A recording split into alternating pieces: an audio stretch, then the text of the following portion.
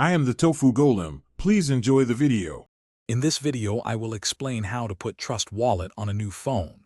First, download the official Trust Wallet application from your device's App Store. Once installed, open the app and you'll be presented with two main options: creating a new wallet or importing an existing one. For this guide, we'll focus on securely importing your current wallet using your recovery phrase. Make sure you have your 12-word phrase ready. To import your existing wallet, select the I already have a wallet option. Next, choose multi-coin wallet as this is the most common type. Carefully enter your 12-word recovery phrase, ensuring each word is spelled correctly and in the right order. Double-check for any typos before proceeding. This phrase is the key to your funds. After successfully importing, immediately set up a strong passcode or enable biometric security like fingerprint or Face ID.